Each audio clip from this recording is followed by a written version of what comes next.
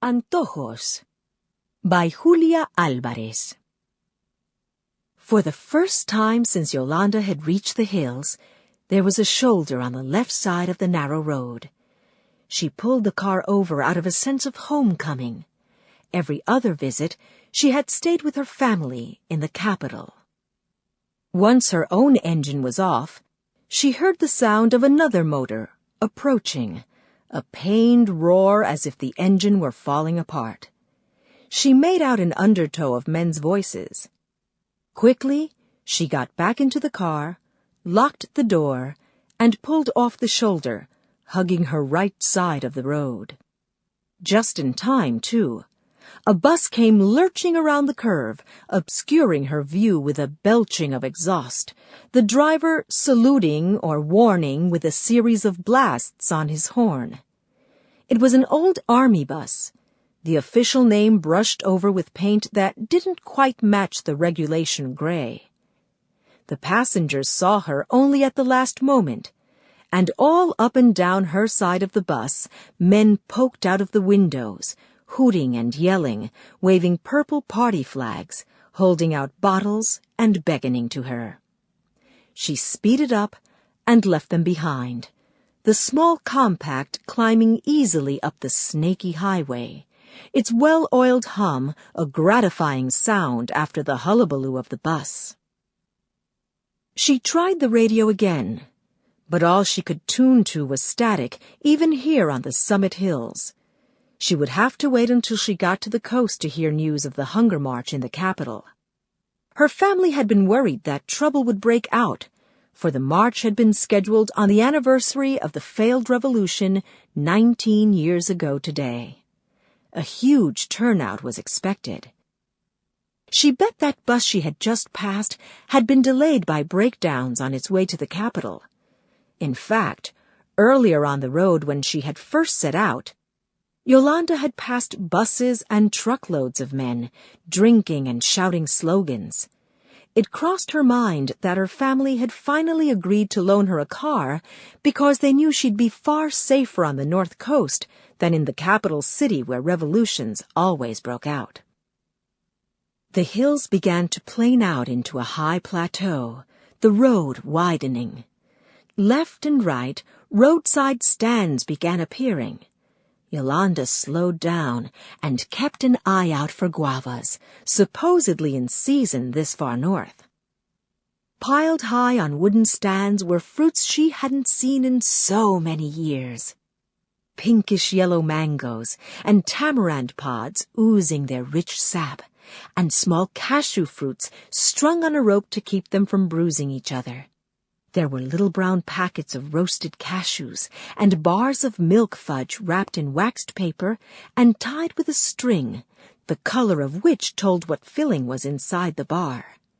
Strips of meat buzzing with flies hung from the windows of butcher stalls.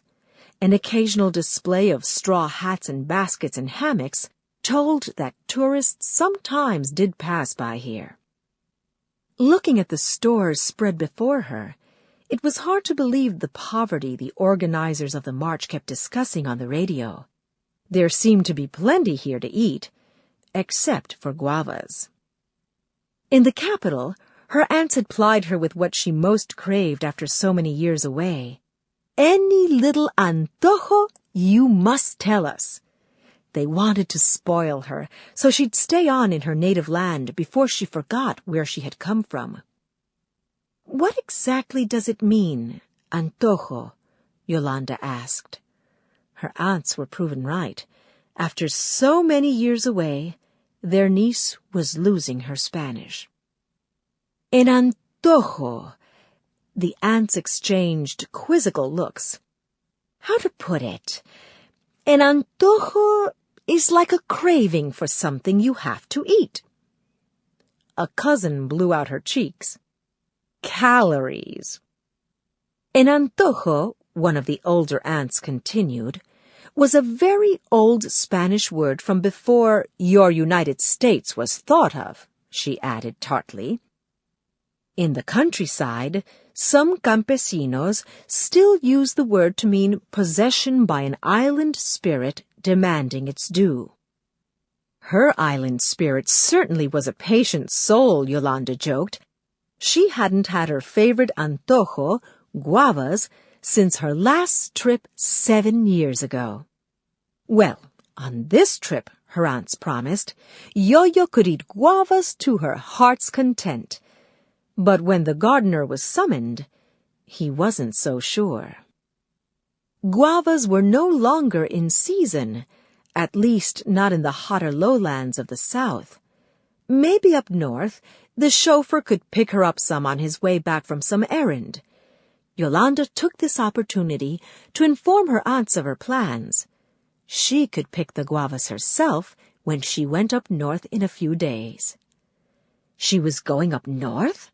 By herself? A woman alone on the road? This is not the States. Her old aunts had tried to dissuade her.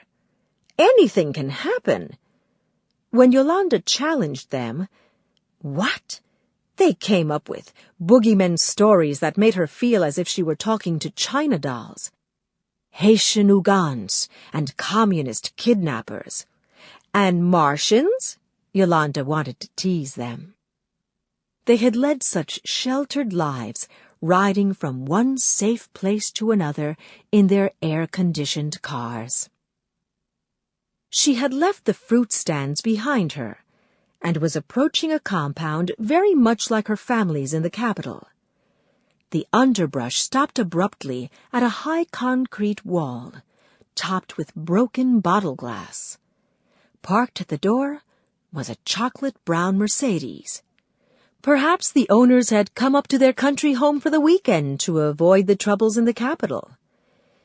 Just beyond the estate, Yolanda came upon a small village, Altamira, in rippling letters on the corrugated tin roof of the first little house. It was a little cluster of houses on either side of the road, a good place to stretch her legs before what she'd heard was a steep and slightly, her aunts had warned, very dangerous descent to the coast. Yolanda pulled up at a cantina, the thatched roof held up by several posts. Instead of a menu, there was a yellowing, grimy poster for Palmolive soap tacked on one of the posts with a picture of a blonde woman under a spraying shower, her head thrown back in seeming ecstasy, her mouth opened in a wordless cry. Palmolive? Yolanda wondered. She felt even thirstier and grimier looking at this lathered beauty after her hot day on the road.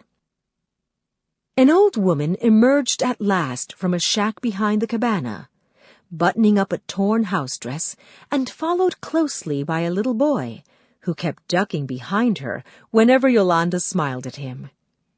Asking him his name just drove him further into the folds of the old woman's skirt.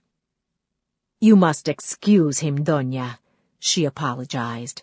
"He's not used to being among people." But Yolanda knew the old woman meant not the people in the village, but the people with money who drove through Altamira to the beaches on the coast.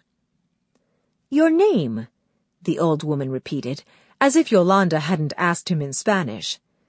The little boy mumbled at the ground. "Speak up," the old woman scolded, but her voice betrayed pride when she spoke up for him. "This little know-nothing is José Duarte Sánchez y Mella Garcia." Yolanda laughed. Not only were those a lot of names for such a little boy, but they certainly were momentous.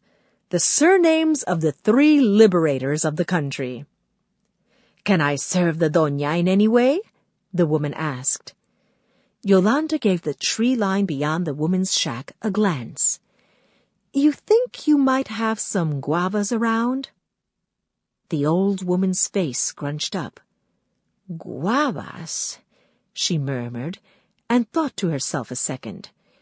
"Why, they're all around, doña, but I can't say as I've seen any." "With your permission," José Duarte had joined a group of little boys who had come out of nowhere and were milling around the car, boasting how many automobiles they had ridden in.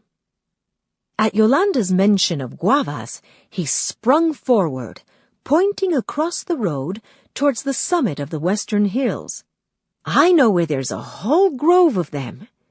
Behind him, his little companions nodded. "Go on, then!" His grandmother stamped her foot as if she were scatting a little animal. "Get the doña some." A few boys dashed across the road and disappeared up a steep path on the hillside. But before José could follow, Yolanda called him back. She wanted to go along too. The little boy looked towards his grandmother, unsure of what to think. The old woman shook her head. The doña would get hot. Her nice clothes would get all dirty. José would get the doña as many guavas as she was wanting. But they taste so much better when you've picked them yourself. Yolanda's voice had an edge, for suddenly it was as if the woman had turned into the long arm of her family, keeping her away from seeing her country on her own. The few boys who had stayed behind with José had congregated around the car. Each one claimed to be guarding it for the doña. It occurred to Yolanda that there was a way to make this a treat all the way around. "What do you say we take the car?" "See, see, see!" The boys screamed in a riot of excitement.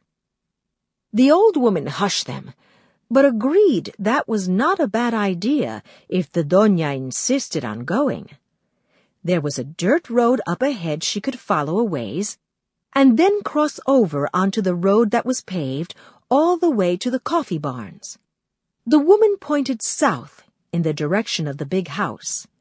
Many workers took that shortcut to work. They piled into the car, 6 boys in the back, and José as co-pilot in the passenger seat beside Yolanda. They turned onto a bumpy road off the highway, which got bumpier and bumpier, and climbed up into wilder, more desolate country. Branches scraped the sides, and pebbles pelted the underside of the car. Yolanda wanted to turn back, but there was no room to maneuver the car around. Finally, with a great snapping of twigs and thrashing of branches across the windshield, as if the countryside were loath to release them, the car burst forth onto smooth pavement and the light of day. On either side of the road were groves of guava trees. Among them, the boys who had gone ahead on foot were already pulling down branches and shaking loose a rain of guavas. The fruit was definitely in season. For the next hour or so, Yolanda and her crew scavenged the grove, the best of the pick going into the beach basket Yolanda had gotten out of the trunk, with the exception of the ones she ate right on the spot, relishing the slightly bumpy feel of the skin in her hand, devouring the crunchy, sweet white meat. The boys watched her, surprised by her odd hunger. Yolanda and José, partners, wandered far from the path that cut through the grove. Soon they were bent double to avoid getting entangled in the thick canopy of branches overhead. Each addition to the basket caused a spill from the stash already piled high above the brim. Finally, it was a case of abandoning the treasure in order to cart some of it home. With José hugging the basket to himself, and Yolanda parting the wayward branches in front of them, they headed back toward the car. When they finally cleared the thicket of guava branches, the sun was low on the western horizon. There was no sign of the other boys. "They must have gone to round up the goats," José observed. Yolanda glanced at her watch.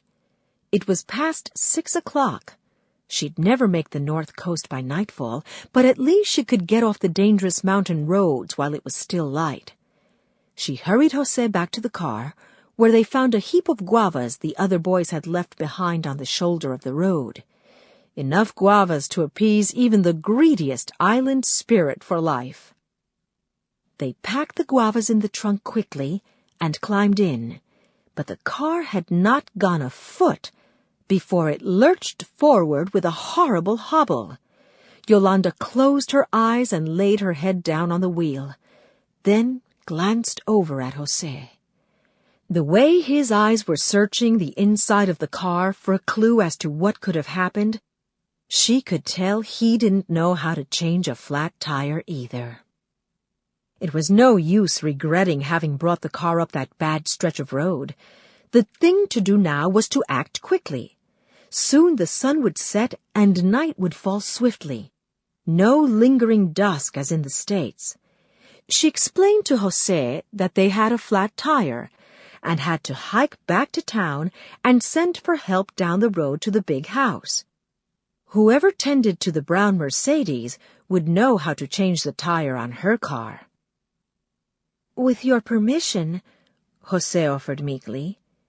He pointed down the paved road. "This goes directly to the big house. The doña could just wait in the car, and he would be back in no time with someone from the Miranda place." She did not like the idea of staying behind in the car, but José could probably go and come back much quicker without her. "All right," she said to the boy. "I'll tell you what." She pointed to her watch. It was almost 6:30. "If you're back by the time this hand is over here, I'll give you," she held up one finger, $1. The boy's mouth fell open. In no time he had shot out of his side of the car and was headed at a run toward the Miranda place. Yolanda climbed out as well and walked down a pace until the boy had disappeared in one of the turnings of the road. Suddenly, the countryside was so very quiet. She looked up at the purple sky. A breeze was blowing through the grove, rustling the leaves so they whispered like voices, something indistinct. Here and there a light flickered on the hills, a campesino living out his solitary life. This was what she had been missing without really knowing that she was missing it all these years. She had never felt at home in the States, never, though she knew she was lucky to have a job so she could afford her own life and not be run by her family. But independence didn't have to be exile. She could come home to places like these very hills, and live here on her own terms. Heading back to the car, Yolanda stopped. She had heard footsteps in the grove. Could José be back already? Branches were being thrust aside. Twigs snapped. Suddenly, a short, dark man, and then a slender, light-skinned man, emerged from a footpath on the opposite side of the grove from the one she and José had scavenged. They wore ragged work clothes stained with patches of sweat. Their faces were drawn and tired. Yolanda's glance fell on the machetes that hung from their belts. The men's faces snapped awake from their stupor at the sight of her. They looked beyond her at the car. "Yours?" The darker man spoke first. It struck her, even then, as an absurd question. Who else's would it be here in the middle of nowhere? "Is there some problem?" The darker man spoke up again. The taller one was looking her up and down with interest. They were now both in front of her on the road, blocking her escape. Both, she had looked them up and down as well, were strong and quite capable of catching her if she made a run for the Mirandas. Not that she could have moved, for her legs seemed suddenly to have been hammered into the ground beneath her. She thought of explaining that she was just out for a drive before dinner at the big house, so that these men would think someone knew where she was. Someone would come looking for her if they tried to carry her off. But she found she could not speak. Her tongue felt as if it had been stuffed in her mouth like a rag to keep her quiet. The men exchanged a look, it seemed to Yolanda, of collusion. Then the shorter, darker one spoke up again. "Señorita, are you all right?" He peered at her. The darkness of his complexion in the growing darkness of the evening made it difficult to distinguish an expression. He was no taller than Yolanda, but he gave the impression of being quite large, for he was broad and solid, like something not yet completely carved out of a piece of wood. His companion was tall, and of a rich honey-brown color that matched his honey-brown eyes. Anywhere else, Yolanda would have found him extremely attractive, but here, on a lonely road, with the sky growing darker by seconds, his good looks seemed dangerous, a lure to catch her off her guard. "Can we help you?" the shorter man repeated. The handsome one smiled knowingly. Two long, deep dimples appeared like gashes on either side of his mouth. "Americana," he said to the other in Spanish, pointing to the car. "She doesn't understand." The darker man narrowed his eyes and studied Yolanda a moment. "Americana?" he asked her, as if not quite sure what to make of her. She had been too frightened to carry out any strategy, but now a road was opening before her. She laid her hand on her chest, she could feel her pounding heart, and nodded. Then, as if the admission itself loosened her tongue, she explained in English how it came that she was on a back road by herself, her craving for guavas, her never having learned to change a flat. The two men stared at her, uncomprehendingly, rendered docile by her gibberish. Strangely enough, it soothed her to hear herself speaking something they could not understand. She thought of something her teacher used to say to her when, as a young immigrant girl, she was learning English. Language is power. It was her only defense now. Yolanda made the motions of pumping. The darker man looked at the other, who had shown better luck at understanding the foreign lady. But his companion shrugged, baffled as well. "I'll show you." Yolanda waved for them to follow her. And suddenly, as if after pulling and pulling at roots, she had finally managed to yank them free of the soil they had clung to, she found she could move her own feet forward to the car. The small group stood staring at the sagging tire a moment, the two men kicking at it as if punishing it for having failed the señorita. They squatted by the passenger's side, conversing in low tones. Yolanda led them to the rear of the car, where the men lifted the spare out of its sunken nest, then set to work, fitting the interlocking pieces of the jack, unpacking the tools from the deeper hollows of the trunk. They laid their machetes down on the side of the road, out of the way. Yolanda turned on the headlights to help them see in the growing darkness. Above the small group, the sky was purple with twilight. There was a problem with the jack. It squeaked and labored, but the car would not rise. The shorter man squirmed his way underneath and placed the mechanism deeper under the bowels of the car. There he pumped vigorously, his friend bracing him by holding him down by the ankles.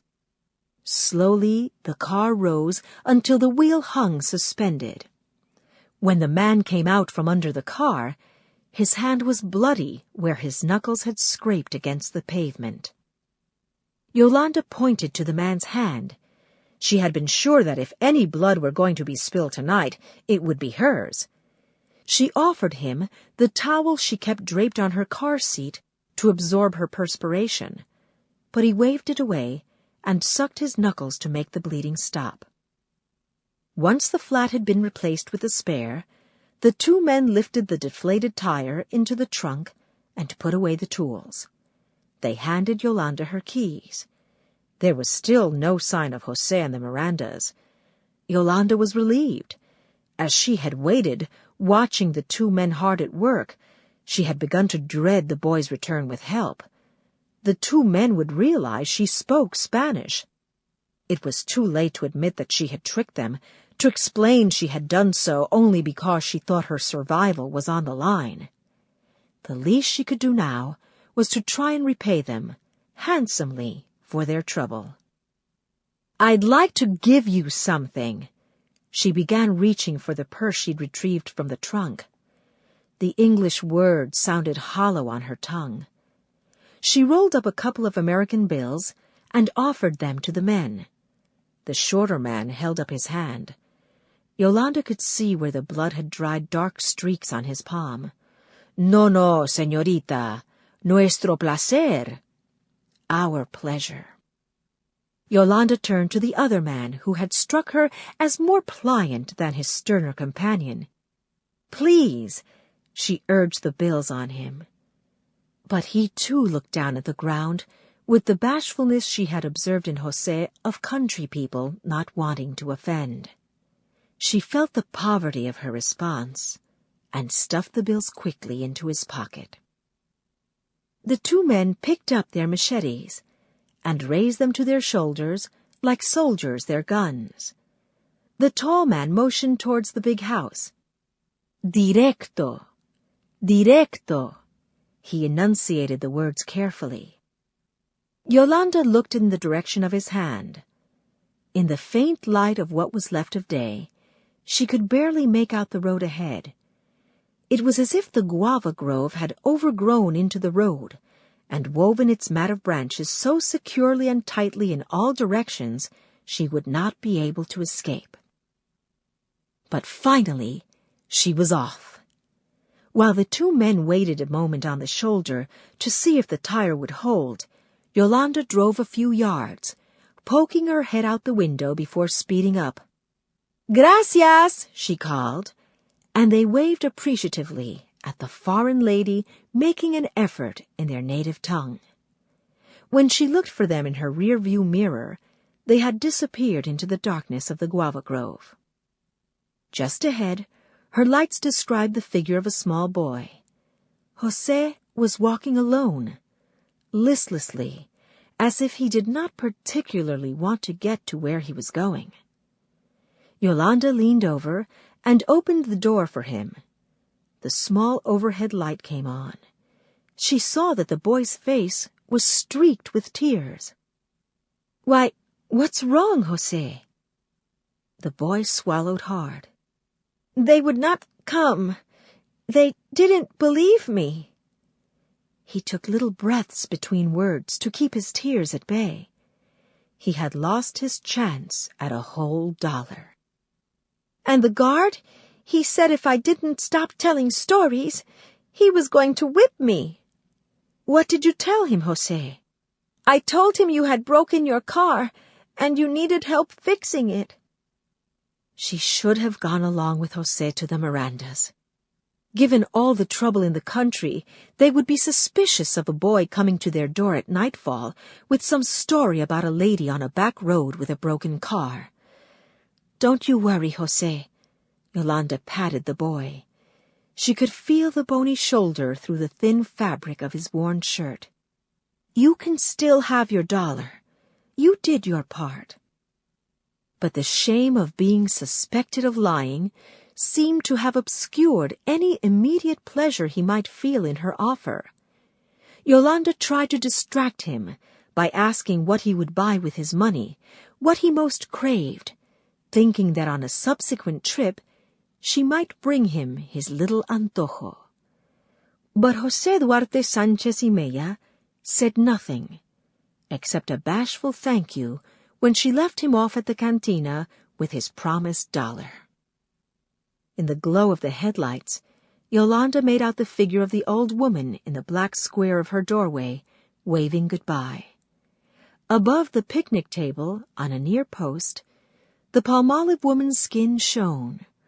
Her head was thrown back, her mouth opened, as if she were calling someone over a great distance.